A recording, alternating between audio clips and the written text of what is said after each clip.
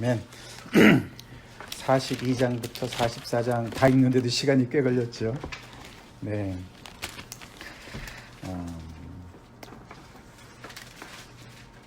아주 긴장감이 고조가 되면서 사실 44장 끝에 이제 그 45장에서 이제 그 긴장감이 이제 해소가 되는 그 바로 직전까지 우리가 봤습니다. 세월이 많이 흘러서 요셉이 이제 정말 전혀 예상치 못하게 애굽에서 이렇게 정말 너무나 중요한 위치에 올라갔고 이제 권세를 이제 거머쥐었습니다. 물론 그는 그것을 가지고 이제 여러 사람을 살리는 그런 하나님의 일꾼으로 지금 서 있습니다. 그게 이제 39장부터 41장까지 이야기였습니다. 그것은 굉장히 공적이고 이렇게 바깥으로 드러난 어떤 그런 그 요셉의 변화입니다. 그래서 그는 이제 두 아들을 하나님께서 주셨을 때 첫 아들을 므낫세라고 지었다 그랬죠. 므낫세가 무슨 뜻이라고요? 잊어버림이죠. 완전히 잊어버렸다. 그래서 이제 과거에 대해서 집안에 대해서 다 잊어버리고 이제 잊어버렸다는 것은 어떻게 보면 또 이제 좀 치유가 됐다 뭐 이렇게도 볼 수 있을 것 같은데 이제 오늘 보니까 안 잊어버렸어요. 그죠? 잊어버린 게 아니고 그냥 그대로. 그래서 오늘 이제 42장부터 44장 이야기는 앞에 39, 40, 41장의 내용과 굉장히 대조가 됩니다. 앞에는 요셉이 애굽을 다스리는 모습으로 나타났다면 이제 42장부터 44장은 이제 드디어 하나님의 꿈대로 형들이 와서 절을 하는 이제 형들을 다스리고 집안을 다스리는 자로 이제 이렇게 하나님께서 이끌어가는 그런 이제 상황을 봅니다. 그래서 42장은 이제 42장, 43, 44장은 조금 더 훨씬 더 내면적인 변화들이 많이 나타나죠, 그죠? 그래서 어떻게 보면 좀 심리적인 이야기도 많이 나오고 굉장히 개인적이지만은 이 어떤 그런 과거의 상처들 이게 20년 이상의 그 묵은 그런 것들이 이제 페이스를 이제 그것을 직면하게 되는 그런 내용들이 이제 오늘 이렇게 펼쳐지고 있습니다. 성경이 참 신기하게 쓰여져 있어요. 이게 그 구성 그 형식을 봐도요 너무너무 신기하게 되어 있어요. 근데 이제 이런 생각을 해보세요. 여러분이 요셉이었다면 어떻게 하셨을까? 이제 굉장히 당했잖아요. 한마디로 이제는 완전히 전세가 역전됐잖아요. 그러니까 이제는 뭐 그런데 또 참 신기하죠. 참 그래서 인생은 정말 소설보다도 더 신기한 것 같아요. 진짜 그죠? 이렇게 각본을 짜기도 어려울 텐데 또 그 형들이 그냥 또 이렇게 정말 가난하고 궁색한 모습으로 자기 앞에 오지 않습니까? 와가지고 전세가 역전이 완전히 돼가지고 이제 그들은 하나도 몰라요. 그죠? 또 근데 요셉은 다 알아요. 다 알고 힘도 있어요. 그런 상황이 됐어요. 그러니까 자기를 너무나 이제 이제 정말 힘들게 하고 아프게 한 거 아닙니까? 물론 자기도 철없이 그런 것도 있지만 그렇다 형들이 어떻게 이렇게 모질게 그렇게 정말 냉대하고 죽이려고 그러다가 그것도 겨우 이제 이렇게 종으로 판 그런 정말 매정한 형들 그 형들에 대해서 안갚음을 정말 어느 정도 여러분 해주고 싶습니까? 아니요 반대로 근데 예수님 믿는데 내가 무슨 안갚음은 그냥 근데 요셉은 그것도 아니에요. 그죠? 형들한테 어느 정도는 또 갚아주는 것 같지 않습니까? 요셉이 굉장히 변했어요. 오늘 이 3장, 3장에서 보면은 우리가 처음에 37장에서 요셉이 꿈을 꿀 때 그 철없이 막 그 꿈을 또 얘기하고 이런 거 보면 그때는 굉장히 철이 없었고 순진했어요. 그죠? 그랬던 요셉이었는데 또 한 번 바뀌었습니다. 이제 그 애굽에 들어와서는 보디발의 집에 갔을 때도 굉장히 사람이 어떤 고결하죠. 그죠? 굉장히 인테그리티가 있고 노블하고 그리고 유혹에서도 참 이렇게 맞설 줄 알고 그리고 이렇게 굴하지 않고 굉장히 또 주도 면밀하게 일들을 잘 처리하는 어떤 그런 사람으로서 나타났었습니다. 그죠? 근데 오늘 우리가 만난 요셉은 어떤 모습이죠? 조금 이해가 안 되는 모습이 좀 있습니다. 은근히 형들을 괴롭히는 거잖아요. 그러니까 이제 우리가 예수님 믿는 사람들인데 하나님 은혜를 아는 사람이 어떻게 이렇게 그냥 그 자리에서 내가 형들을 용서합니다 뭐 이러면 좋을 것 같지 않습니까? 근데 그렇게 진전이 안 됩니다. 그렇게 진전이 안 되면서 요셉이 어떻게 보면은 이 형들의 역할과 요셉의 역할이 이게 이렇게 바뀌어져 가지고 마치 연극을 하는 것과 같은. 그래서 형들이 그 자기들이 괴롭혔던 그 동생의 입장에 들어가서 그 동생이 어떤 걸 겪었나 이런 것들을 마치 겪게 해주는 것과 같은 그런 상황이 벌어지는 거예요. 그게 계속 지금 진전이 됩니다. 그러면서 오늘 이 이야기에서 중요한 게 뭐냐면은 이 그 돈으로 낸 거를 다시 줬잖아요. 그죠? 그 돈으로 줬는데 이 사람들이 다시 집어넣었어요. 그죠? 이게 그래가지고 나중에 보니까 막 아니 어떻게 이게 돈이 우리한테 다시 들어왔냐? 이제 그렇게 얘기를 합니다. 이제 그게요 굉장히 상징적인 얘기예요. 요셉이 왜 그걸 다시 줬을까요? 그러니까 이제 나는 돈은 안 받고 그냥 양식을 공짜로 줬다, 이제 은혜로 줬다 이렇게 늘 우리가 생각하지만 그렇지 않습니다. 이게 상징적인 게 뭐냐면요, 당신들이 준 걸 내가 그대로 돌려줍니다 이런 거예요. 당신들이 지금까지 나한테 억울하게 한 모든 것을 내가 당신한테 억울하게 해서 그대로 돌려줍니다 이런 거랑 연결된 거예요. 그러니까 굉장히 보복성이 좀 있어요. 그렇지만은 형들만큼 잔인하지는 않았습니다. 그래도 어느 정도 은혜는 베풉니다. 그렇지만 그 형들이 그 상황 속에 들어가도록 하는 거예요. 이유가 있었어요. 결국은 44장 마지막 부분에 이 유다가 이 자리까지 가도록 유도를 하는 거예요. 오늘 이제 이런 걸 보면서 우리는 이제 굉장히 이제 그 어떤 한 가정사를 보지만 우리가 죄를 지었다. 그리고 그 죄를 용서함 받는다. 이 사이에 이 과정이 굉장히 중요하거든요. 우리가 예수님의 보혈의 피로 우리가 죄사함을 받았다. 그걸 너무 우리가 쉽게 얘기하기가 참 쉽습니다. 여기서 이제 요셉이 말이죠. 형들 그렇게 나쁘게 했지만 내가 용서합니다. 이 말은 나중에 합니다. 나중에요. 언제요? 그들이 준비가 됐을 때 합니다. 이게 중요합니다. 그래서 우리가 복음도 그렇습니다. 회개하라가 먼저예요. 회개하라가 먼저입니다. 천국이 가까웠다는 나중이에요. 이게 회개도 안 한 사람한테, 죄가 뭔지도 모르는 사람한테, 자기가 어떤 잘못을 저지른지도 모르는 사람한테 내가 용서해 줄게, 말이 안 되는 거거든요. 문제 의식도 없는 사람한테 답을 먼저 주는 거랑 똑같은 거예요. 그래서 예수님도 진주를 돼지에게 던지지 말라, 그게 그런 말이에요. 그래서 정말 이 요셉이 그 사이에 어느 정도 진짜 하나님의 마음을 품었는지는 잘 모르겠습니다만은 어떻게 보면은 정말 그 하나님께서 우리 영혼을 다루시는 것 같은 그런 어떤 것을 통해서 굉장히 처음에는 그 감정을 억제하지 않습니까? 그래서 완전히 그냥 너무나 아주 냉혹한 그런 어떤 그 애굽의 아주 진짜 최고의 그런 권위자로서 너무 엄하게 이제 형들을 다루는 거잖아요. 그죠? 그러다가 나중에 이게 감정이 탁 드러난 게 언제 드러났습니까? 베냐민을 봤을 때 드러나요. 그래가지고 그것도 물론 형들한테는 들키진 않았지만 그 감정이 처음에는 없는 사람처럼 나오지 않습니까? 전혀 감정이 없고 22년 만에 만난 형들이거든요. 이때 보면은 기근 이후 2년 후에 만난 거예요. 이때가. 그러니까 22년이에요. 지난번에도 따져봤지만 17살, 이때가 39살이니까. 그러면 얼마나 정말 그 미운 정도 고운 정인데 얼마나 반가웠겠어요. 그죠? 그런데 그런 거 전혀 내색도 안 하고 포커페이스를 하는 거죠. 아주 그냥 냉혹하게, 그리고 굉장히 그들을 엄하게, 또 사실 억울하게 만듭니다. 그죠? 억울하게. 어떻게 억울하게 만들었습니까? 정탐꾼이다. 그렇게 씌우는 거예요. 그죠? 아무런 잘못도 안 했는데 정탐꾼이라고 씌우는 거예요. 너무 억울하잖아요. 그러니까 억울하니까 처음에는 이 사람들이 이제 이 10명이 그냥 불특정 다수로 그냥 얘기를 합니다. 누가 한 사람이 나오지 않아요. 우리는 아니라고. 우리는 한 사람, 우리 아버지 한 사람이 다 한 형제라고. 너무 진실로 얘기하잖아요. 너무 진실이니까, 그죠? 근데 그 진실을 얘기하는데 요셉이 끼어 들어가잖아요. 그죠? 근데 12명이었는데요. 한 사람은 사라졌어요. 지금 없어요. 이제 진실을 다 못 말을 하는 거잖아요.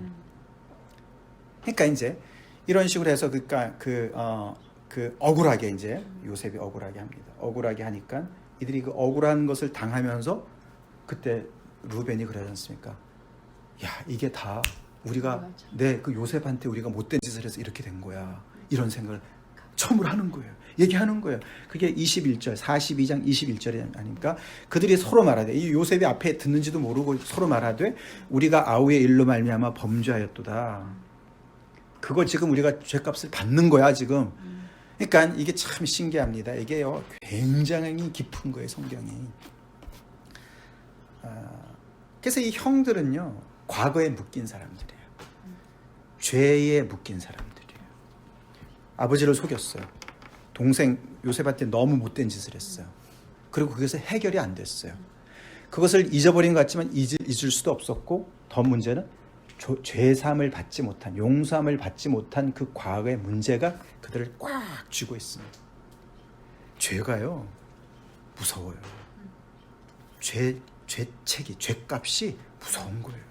이들이요 오늘 우리가 42장에서부터 이 앞에 44장까지 나온 이 형들의 모습, 이게 이제 크게 세 가지 모습을 볼 수 있는데, 형들의 모습과 아버지의 야곱의 모습과 요셉의 모습을 우리가 살펴볼 수 있는데, 형들은 어떤 사람들인가 하면은 과거의 죄책, 해결되지 않은 죄책, 용서받지 못한 죄책 때문에, 길트 때문에 완전히 아주 이렇게 마비된 사람들의 모습으로 나타나요. 그래서 평생 잊을 수가 없는 일이죠. 그러니까요. 그래서 이런 어려운 일을 딱 당하니까 어찌할 바를 모르고, 그리고 모든 뭐가 불길한 일이 생기면은 다 그 옛날 죄로 연결이 되는 거예요. 그게 이제 죄인의 어떤 그 심리 상태 아닙니까? 그러니까 누가 얘기하지도 않았는데 이제 그렇게 막 그거로 연결시킵니다. 그래서 하나님께서 이제 결국은 이제 이런 일을, 여기도 보면 이제 그 다음에 그 돈이 다시 자루에 들어간 것을 보고 너무 놀래가지고 28절에 보니까 그가 그 형제에게 말하되 내 돈을 도로 넣었도다. 보라 자루 속에 있도다. 이에 그들이 혼이 나서 떨며 서로 돌아보며 말하되 하나님이 어찌하여 이런 일을 우리에게 행하셨는가. 뭐 애만 하나님만을 들춰내는 거예요. 그죠? 이제 이런 식으로 이 사람들은 계속해서 자기들의 잘못을 하나님께서 다 알고 계시고, 그것에 결국은 하나님께서 이렇게 우리한테 이렇게 갚으시는구나. 그래서 하나님을 굉장히 엄한 하나님으로만 생각하고, 그래서 결국은 그 죄값을 우리가 지금 당한다, 이렇게 생각을 하게 됩니다. 그래서 굉장히 운명론적이고 하나님을 굉장히 무서운 하나님으로밖에는 아직은 모르는 그런 형들을 보게 되죠. 근데 그게 다 요셉이 이런 지금 연극과 같은 거, 연극을 하기 때문에 이제 이런 것들이 다 이제 도출이 되는 거예요. 도출이 되는 거예요. 이제 그런 것처럼 때로는 하나님께서요, 우리도 참 그래요, 그지? 우리가 참 겪어보지 않으면 참 몰라요. 예, 그러니까 내가 그 입장에 들어가 보지 않으면 참 모르는 게 많은 것 같아요. 인간은 참 미련하고 약해서 그렇습니다. 그래서 이제 내가 당해 볼 때, 그때 내가 그렇게 그 사람을 힘들게 했을 때 이런 심정이겠구나. 이런 식으로. 예를 들어서 누가 있을까요? 사도 바울이잖아요. 그죠? 사도 바울이 얼마나 핍박을 많이 받았습니까? 예수님 때문에. 핍박 받으면서 자기가 옛날에 핍박했던 생각 많이 했겠죠. 그죠? 자기가 정말 그 하나님을 잘 모르는 그 열정으로 예수 믿는 사람들을 많이 괴롭게 했지 않습니까? 그러니까 하나님이 뭐 그래서 거기다가 넣었다라고 보기보다는 결국은 이제 그런 것을 경험하면서, 야, 진짜 그때 내가 너무나 하나님 앞에 정말 죄인이었구나.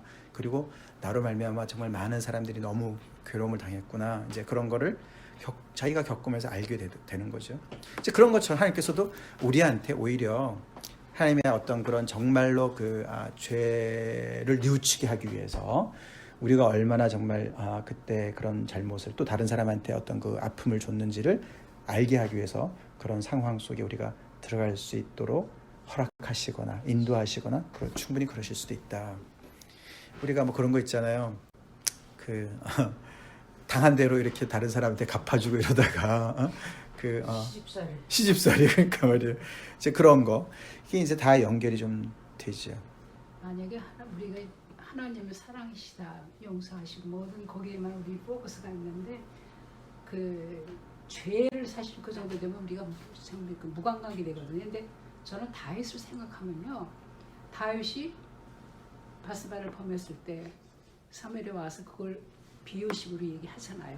뭔 노발대발하는데 그게 당신이다 할 때, 그러니까 죄를 우리가 알도록 하나님께서는 우리의 그것을 다 들춰내시는 것 같아요. 네. 만약에 다윗한테 모든 것이 그렇게 됐다면 그러니까 죄에 대한 결과를 왜 주셔요? 욕설 다 했는데 근데 그 아들이 로벤이 똑같은 일을 하도록 하나님 하시는 걸 때 죄라는 게 우리 속에서 사실 굉장히 우리가 인식하도록 하나님은 또 그것을 항상 네. 그렇게 우리 삶 속에서 역사하시는 것 같아요. 네.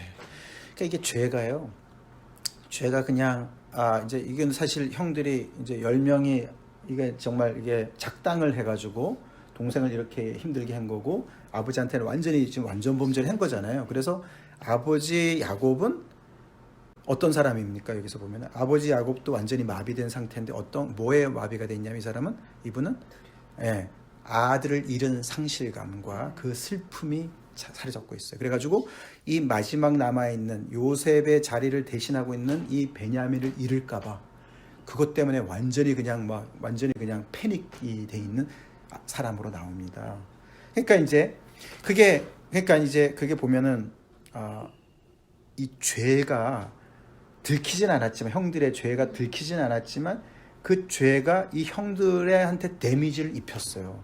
그 데미지를 입었기 때문에 이렇게 벌벌 매는 거고 이렇게 두려워하는 거예요. 사실 그런 게 아무것도 없었다면은 아니 뭐 이게 돈이 또 들어왔네 이거 뭐 이거 너무 좋다 뭐 어떻게 된 거야 막 이랬을 텐데 계속 그 잘못으로 들어가지 않습니까? 그러면서 결국은 그 죄가요 이 사람들을 옭아매고 있어요. 생각을 옭아매고 있고요.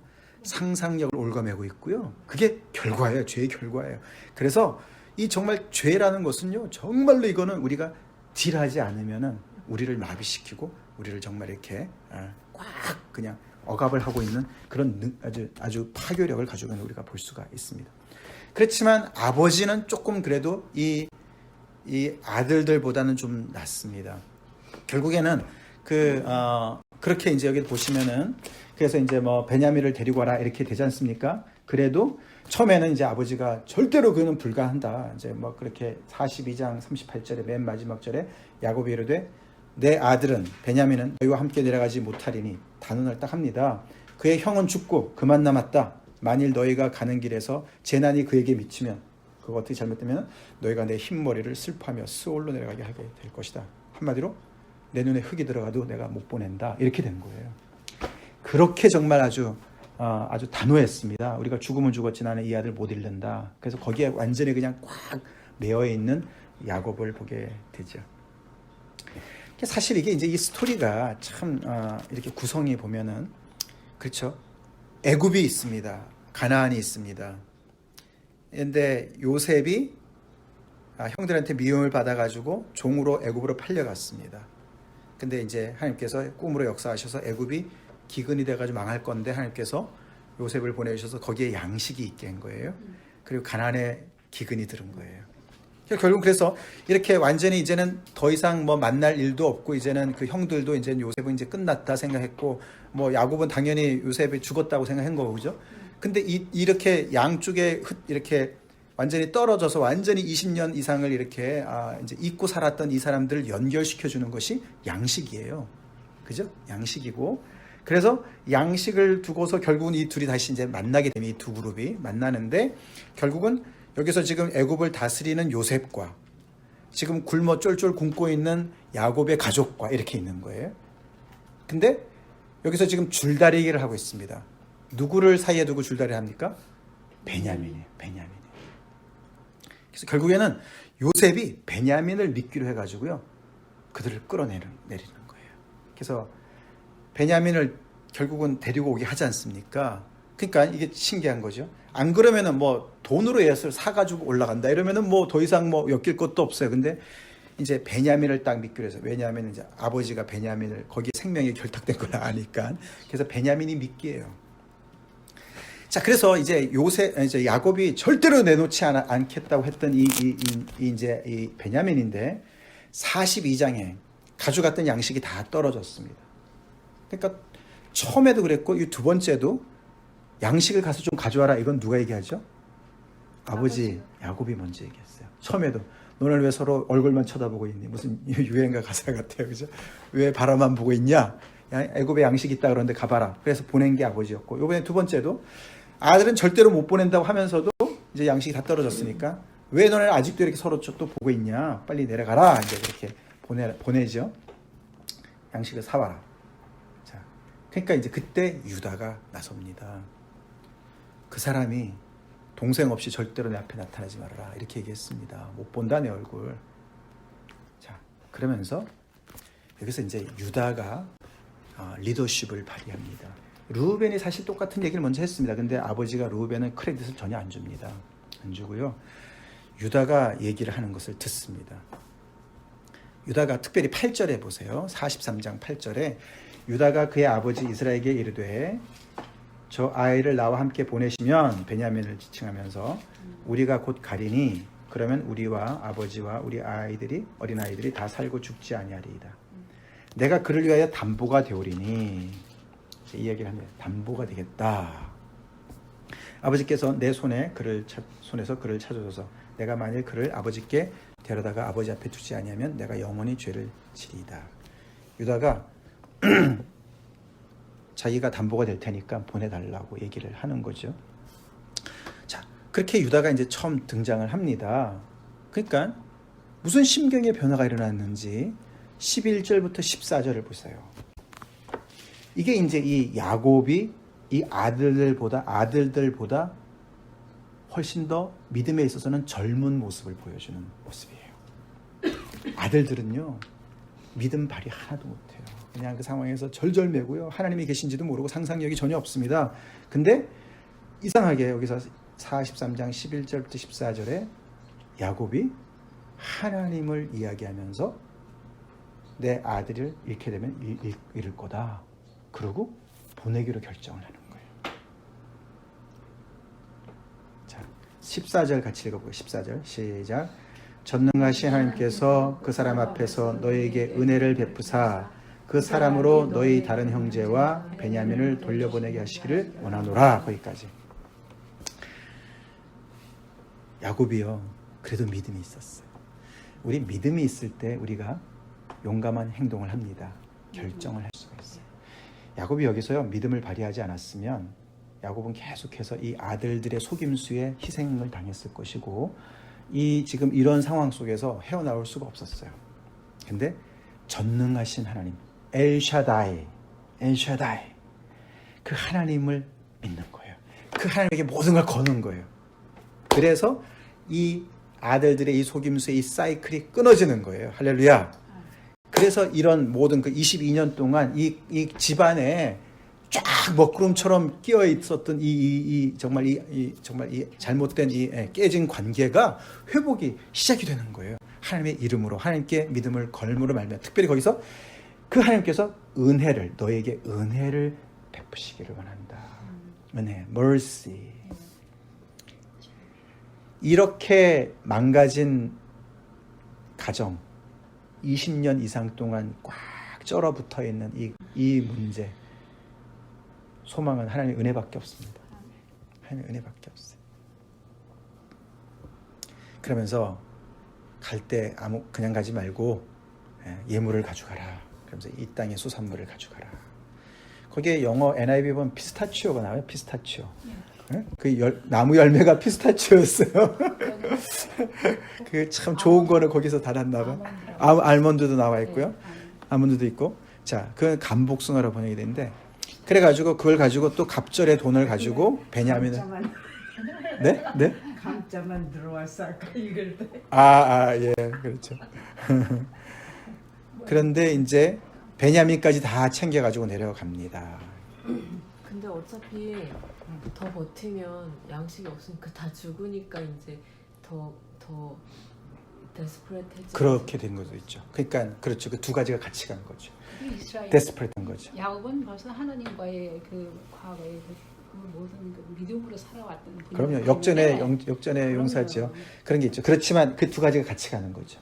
그러니까 이게 이제 그러니까 우리도 어떤 때는 정말 우리가 믿음을 발휘 못할 때 하나님께서 우리를 벼랑 끝으로 모실 때가 있잖아요. 그럴 때 믿음의 결단을 하게 하시잖아요. 이제 그런 상황인 것이죠, 이게. 그래서 상황까지 쓰시는 거죠. 그래도 이런 이야기가 아버지 입에서 나오는 거예요. 전능하신 하나님의 이름이 나오는 거예요. 지금까지 계속해서 히든 갓으로 그렇게 하나님의 이름도 안 나왔는데 여기서 딱 나와서 그렇지만 이 형들은 너무나 두려움에 사로잡혀서 내려갑니다. 베냐민도 데리고 가고 있죠. 게다가 그 사람 앞에 가면은 뭐 모든 걸 다 아는 것처럼 말이죠. 이렇게 꼬치꼬치 묻고 막 이러니까 그리고 또 어떻게 해요? 진실을 다 얘기할 수는 없잖아요. 아버지한테도 얘기를 못 하고 이 요셉에 대한 이야기가 딱 걸려 있으니까 이 사람한테도 다 얘기를 못 하고 하여튼 그냥 없어졌다 뭐 이런 얘기는 하지 말이죠. 그렇기 때문에 이게 진실을 너무너무 진실된 얘기를 하는데 완전한 진실이 아니니까 파워가 없는 거예요. 파워가 없어요. 그래서 그게 그냥 얘기로만 끝나는 거죠. 자, 그래가지고 근데 형제들끼리는 그 시크릿을 지키고 있어요. 그러니까 말이요. 그거는 예, 대단해요, 그죠? 그게 뭐 이렇게 아무도 거짓을 안 하고. 예, 그러니까 걸리니까 그게 이제 있을 수가 없는데. 범죄를 같이 했으니까. 그 루벤인지 루벤. 하지 말자고 했는데. 그렇지 한 거고. 네. 그럼 근데 그게 루벤은 강한- 가서 거짓을 할 법도 한데. 아 강하게 했으면 근데 자기도 했겠지. 근데 이제 장남이잖아요. 장남의 책임도 있잖아요. 그러니까 이게 루벤이 또 못된 짓을 했잖아요. 아버지 앞에서 못된 짓을. 그러니까 아주 크레딧을 완전히 구긴 그런 것도 있는 거예요. 그러니까 이게 그래서 사실은 여기서 보면 이제 창세 요 말씀에 보면은 그러니까 이 12아들 중에 2아들이 부각이 되잖아요. 누굽니까? 루벤과 유다. 아니지 루벤 말고 루벤 이게 딱따구리야. 이게 그러니까 결국은 요셉이 지금 프라미넌하고 그 다음에 유다잖아요. 이 사람들이 이제 그 북이스라엘에서 대표격인 그 족속이 요셉이에요. 요셉, 므낫세, 에브라임 그거잖아요, 그죠? 그게 북쪽이고요, 남쪽 유다잖아요. 그래서 이제 북이스라엘과 남쪽 유다의 리더격인 그 두 사람이 이렇게 부각이 되면서 출애굽기로 넘어가는 얘기죠. 자, 그런데 하여튼 그런데 딱 갔더니만 이제 요셉은 딱 보고서 이제 베냐민이 온 걸 알고서 이제 같이 점심을 먹으려고 가서 잔치를 준비하라고 그랬는데 형들은 이제 뭐 계속 캥기는 게 있으니까 결국에는 또 이제 그렇죠. 이게 죄 짓고는 못 사는 거예요, 이게. 죄 짓고는 못 살아요, 그죠? 내 양심까지. 그럼요. 하나님께서는 우리 속에는 그 양심은 못 그러니까. 쓰잖아요. 근데 그래가지고 숨기고 왔는데. 우리 죄 때문에 매여 있는 거 없이 하나님 앞에 나갑시다. 네. 우리 다 정말 매여 있는 거 다 풀어내고 하나님 앞에 자유인으로 살아야 돼요. 아멘? 그래야 돼요. 그러니까 이제 그게 해결이 안 된 문제는 맨날 이렇게 그냥 거기서 그냥 뭐 요셉은 전혀 그런 의도가 아니었는데 스스로를 괴롭히는 거 아닙니까? 그래가지고 두려움에 사로잡혀가지고 말이죠. 이거 전부 돈 때문에 이러는구나. 그리고 우리를 노예를 삼아가지고 완전히 다 빼앗고 완전히 우리를 이렇게 하려고 그러는 거는 뭐 자기 상상력을 막 발휘하죠. 그런 쪽으로 나쁜 쪽으로 상상합니다. 그리고 하나님이 우리를 이렇게 어렵게 한다. 뭐 이런 식으로 계속 생각하는 거 아닙니까? 이게 다 이제 죄가 해결되지 않은 사람들이요. 그런 막힌 생각을 계속 그 안에서 하다 보니까 이런 시나리오밖에 못 짜는 거예요. 죽는 거예요. 이 속에서 죽는 거예요. 그 안에는 용서가 없고 관계 회복이 없고 화해가 없고 그러면 정말 이게 이제 오래된 죄가 아닙니까? 그렇다고 지금 와서 뭐 얘기할 수도 없고 뭐 너무너무 힘든 거 아닙니까? 어떻게 되는지 뭐 요셉은 이미 죽은 거라고 이 사람들 생각했겠죠. 어디 갔는지 모르고 그런 상황이니까 말이죠. 자, 돌이킬 수 없는 상황인 거잖아요. 자, 그런데 이제 여기서 이제 그 청지기한테 이제 정말 이 답답한 말을 얘기하는 거 아닙니까? 22절에 양식 살 다른 돈도 우리가 가지고 왔다. 그 돈 줘가지고 우리가 갑절로 가져왔다. 그래가지고 막 이제 얘기를 합니다. 그러니까 이제 거기서 계속 우리가 강조가 됩니다. 이제 그러면서 서서히 사실 요셉도 이제 그걸 보는 거예요. 이 형들이요 요셉을 팔았잖아요. 어떻게 형들이 그럴 수 있냐고요. 그러니까 요셉이 결국은 테스트하는 게 뭐냐면요. 이 형들이 옛날과 똑같이 나 하나 없어져도 그만인 그것처럼 이제 베냐민을 데리고 왔지 않습니까? 베냐민도 없어져도 괜찮은 건지 그걸 테스트하는 거예요. 이들이 얼마나 이제는 유대 관계가 생겼는가. 이게 그래서 이 유다도 말이죠. 이제 점점 더 그런 어떤 그 유대감을 나타내는 거예요. 내가 볼모가 될 테니까 이렇게 그러면서 가족들을 먼저 생각하고 뭐 이런 생각이 점점 드러나지 않습니까? 그러면서 이제 여기서 보면 이제 우리가 같이 왔고 우리라고 계속 강조해 22절에. 그러니까 이제 청지기가 안심하라고 그런 얘기 아니라고 두려워하지 말라고. 그 재물은 하나님께서 주신가 보다고. 뭐 이제 이러면서 이제 안심을 시킵니다. 그리고 시므온도 그들에게 끌어냅니다. 자, 그러니까 이제 요셉이 이제 왔죠. 그러니까 또 물어봅니다. 그죠? 동생도 있고 아버지가 이제 노인이 안녕하시냐 이제 물어봅니다. 자, 그러면서 이제 베냐민을 보면서 29절 보시겠습니다. 43장 29절 같이 읽겠습니다. 이 중요합니다. 시작.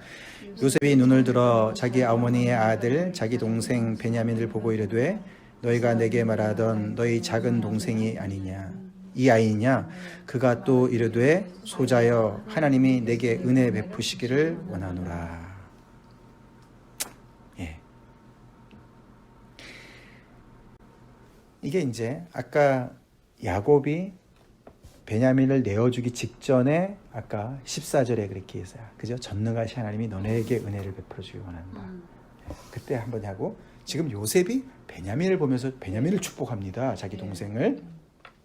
하나님이 내게 은혜 베푸시기를 원한다. 이렇게 합니다. 여기서 이 위의 은혜라는 말은 mercy, 긍휼에 가까운 단어예요. 그리고 밑에 은혜는 자비에 가까운 단어예요. 이게 구약에요. 하나님의 성품을 이야기할 때 늘 짝으로 나오는 두 단어가 이렇게 딱 나와 있어요. 그래서 결국에 이게 요셉이 왜 베냐민을 이렇게 물론 왜 베냐민을 이렇게 정말 데리고 오라 그러고 그리고 이제 결국은 요셉이 이 포커페이스가 벗어진 게 베냐민 때문에 이제 벗어지는 거죠. 그 뒤에 30절 보겠습니다. 요셉이 아우를 사랑하는 마음이 복받쳐 급히 울 곳을 찾아 안방으로 들어가서 울고 동생을 향한 마음이 너무 각별했어요.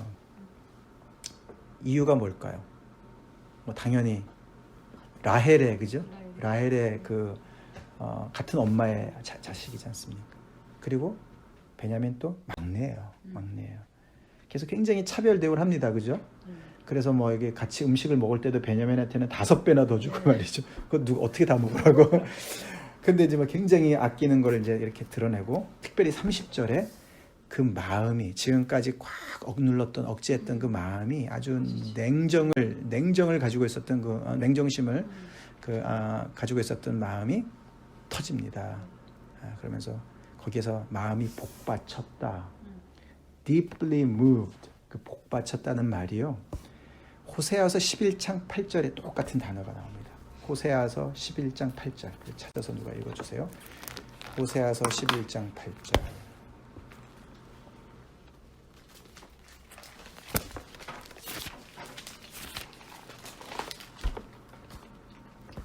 에브라임이여 내가 어찌 너를 놓겠느냐 이스라엘이여 내가 어찌 너를 버리겠느냐 내가 어찌 너를 아드마같이 놓겠느냐 어찌 너를 스보임같이 두겠느냐 내 마음이 내 속에서 돌이키어 나의 긍휼이 온전히 불붙듯 하도다. 거기에 똑같은 단어가 불붙듯 한다 이런 말이에요. 긍휼이 온전히 불붙듯 한다. kindled 했다. moved, kindled, stirred, yearned. 그 마음이 이게 이제 그래서 참 재밌는 게 신기한 게요. 요셉이 아우 베냐민을 볼 때 마음의 그 격동함과 하나님이 호세아에서는 하나님이 이스라엘 백성을 향할 때 마음이 격동하는 거라 이렇게 짝으로 이루어져 있어요. 그러니까 우리가 하나님이 이스라엘 백성들을 볼 때 어떤 마음이실까가 참 가늠이 안 되면은 요셉이 베냐민을 볼 때 그 느낌 그거는 상상이 가능하잖아요, 그죠? 그거로 보면 하나님의 마음이 가늠이 된다는 거죠. 그게 그 표현이에요. 이게 성경에 몇 번 안 나오는 단어예요. 그래서 이 요셉이 참고 있었던 거죠. 그렇죠? 그런 거죠. 참고 있었던 거예요. 그러면서 결국은 연극을 한 것이죠.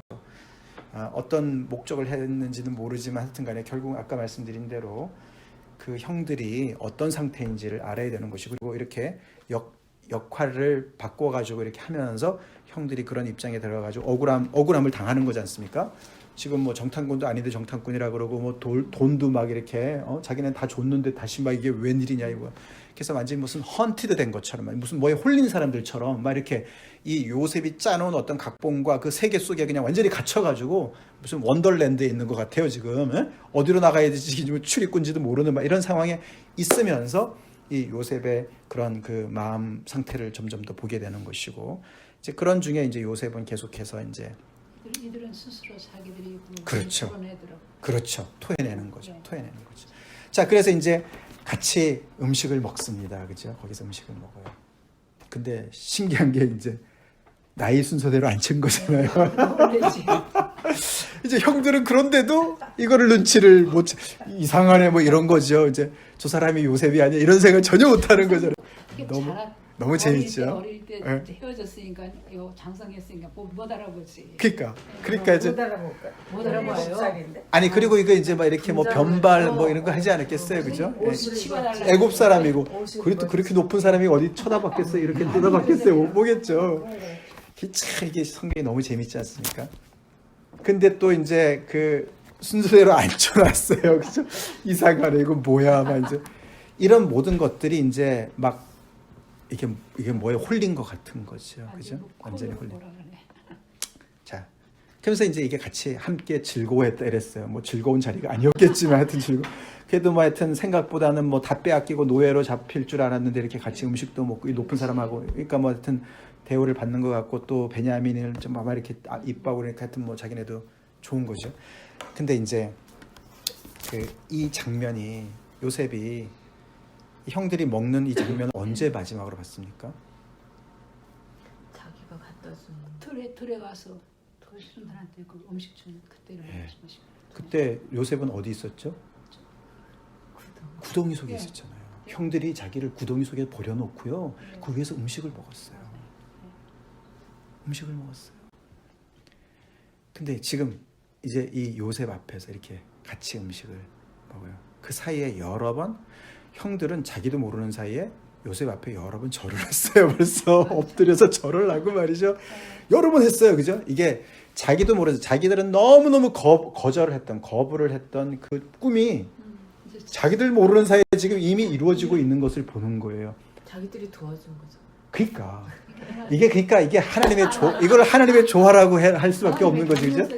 그러니까 이게 요셉은 요셉대로, 형들은 형들대로, 야곱은 야곱대로 다 예. 자기 생겨 먹은 대로 행동을 하는데 결국은 하나님께서 He's at work. 하나님께서 예. 다 모든 것을 신기합니다, 그죠?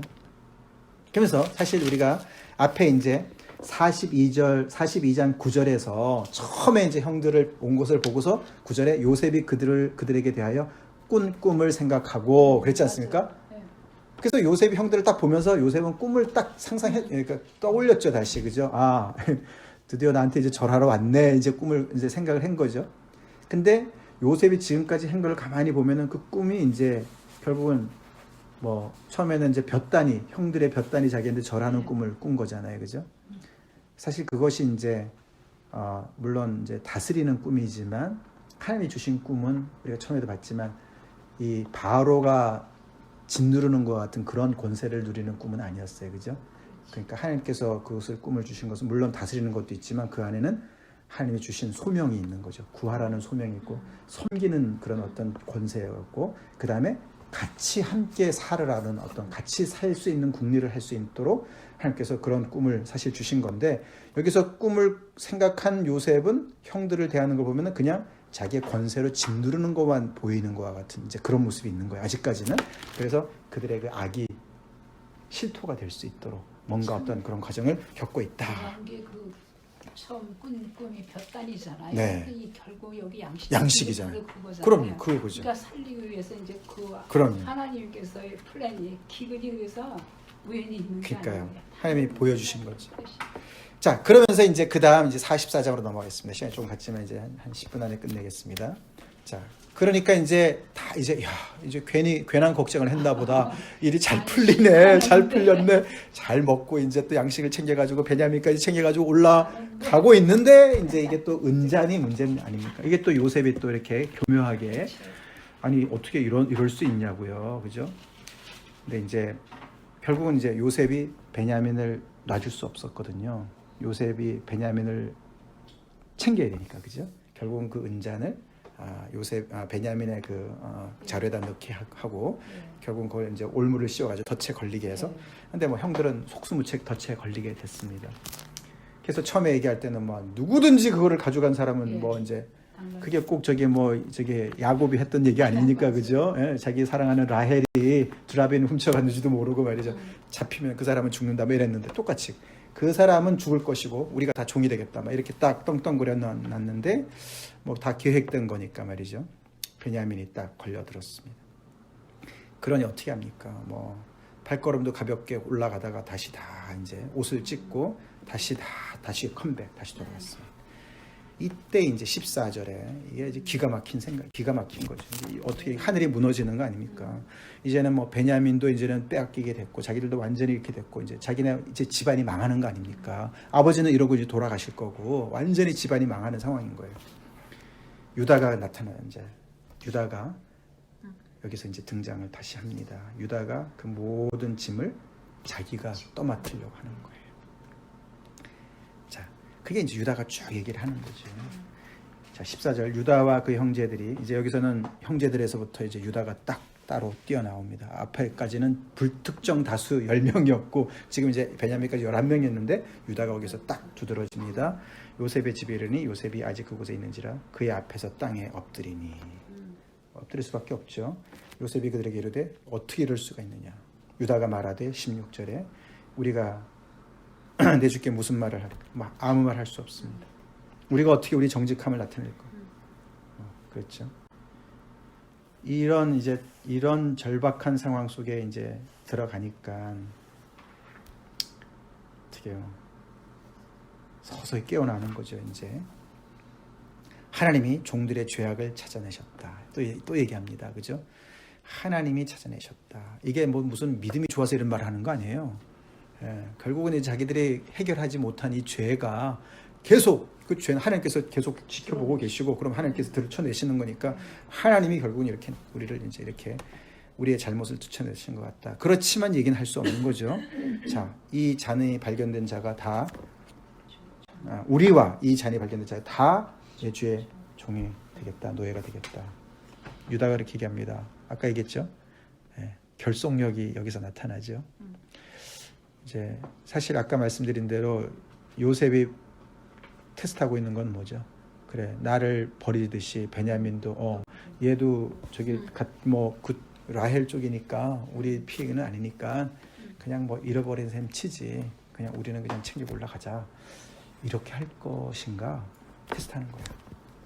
근데 이제 그러니까 우리가 다 종이 되겠다 이렇게 얘기하니까 요셉이 절대로 그럴 수 없다. 아니다. 그 사람이 발견된 사람만. 그리고 너네는 평안히 올라가라. 그렇게 얘기해요.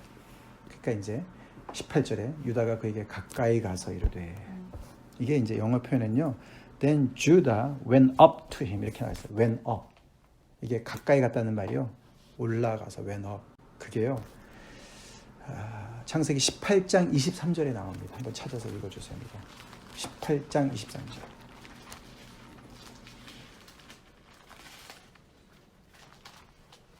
23절. 네.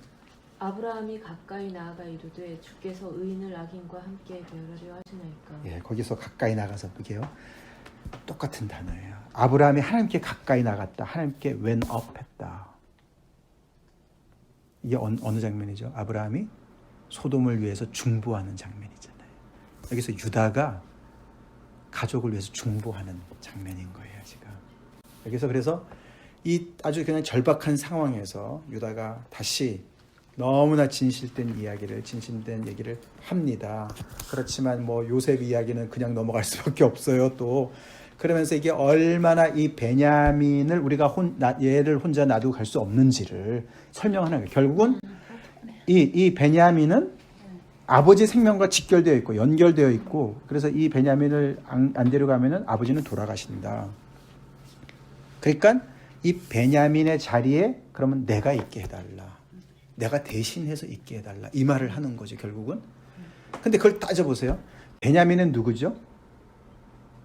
야곱에게 있어서 베냐민은 요셉의 자리를 대신한 아들이에요. 아버지가 요셉을 제일 좋아했잖아요. 제일 사랑했어요. 그러니까 요셉이 사라졌어요. 그래서 그 요셉을 잃은 그 상실감을 베냐민을 통해서 위로를 받고 있었어요. 그러니까 이제 지금은 베냐민이 요셉이나 마찬가지예요. 근데 유다가 누굽니까? 또 유다가 형들이 다 죽이려고 그랬을 때 아 뭐 죽여봤자 그렇지 않아요. 우리가 팔자. 그 말을 누가 했죠? 유다가 했어요. 그러니까 이게 너무 신기한 거지 않습니까? 이게 참 하나님이 이게 모든 좋아한 거죠. 그러니까 결국은 요셉을 판 유다가 22년 후에 요셉의 자리를 대신하고 있는 베냐민을 대신하겠다고 하는 장면인 거예요. 이게 하나님의 은혜인 줄로 믿습니다. 유다는 죽을 지경이지만 이런 자리에 서게 된 거예요. 이게 이제 아까 다시 한번 돌아가서 유다가 이제 이런 극한 상황에 들어가지 않으면 그런 얘기를 했었을까? 그런 어떤 정말 그 동생을 사랑하는 마음, 가족이나 어떤 그 유대감 이런 것들 이렇게까지 살아났을까? 하여튼 하나님이 모든 걸 다 쓰시는 거지 않습니까? 그죠? 다 쓰셔서 결국은 유다가요. 지금 이렇게 보면 아까 뒤에도 봤지만 결국에는 그래서 그렇게 아버님이 돌아가실 거기 때문에 이 아이를 대신해서 제가 이 자리를 차지하게 해주세요. 예. 자기가 자원해서 하는 거예요. 결국은 그 말 이후에 이제 45장에 이제 요셉이 자기 정체를 드러냅니다.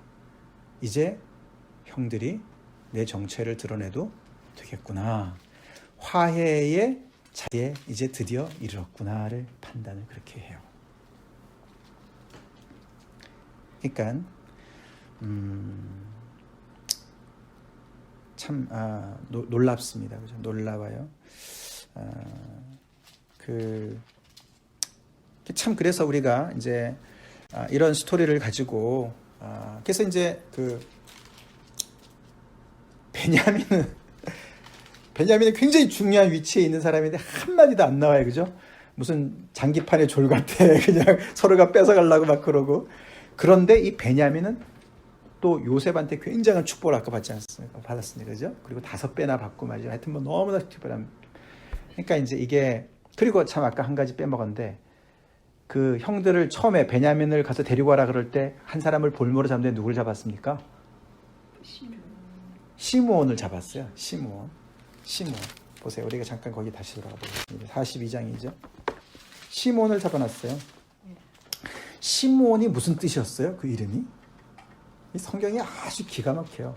시므온이 one who hears, 듣는 자 이런 뜻이에요. 그게 시므온이라는 게 듣는 자다 뜻이. 근데 그 위에 르우벤이 아까 막 얘기할 때요. 21절 22절에 그들이 서로 말하되 우리가 아우의 일로 말미암아 범죄하였도다. 그가 우리에게 애걸할 때 요셉이 막 살려달라고 애걸할 때 그 마음의 괴로움을 보고도 듣지 아니하였으므로 듣지 아니하였다. 그게 22절에 또 나와요. 르우벤이 그들에게 대답하여 이르되 내가 너에게 그 아이에 대하여 죄를 짓지 말라고 하지 아니하였더냐. 그래도 너희가 듣지 아니하였느니라. 너네가 그때 들었으면 얼마나 좋았을까. 그게 다 시므온이랑 연결된 단어들이에요.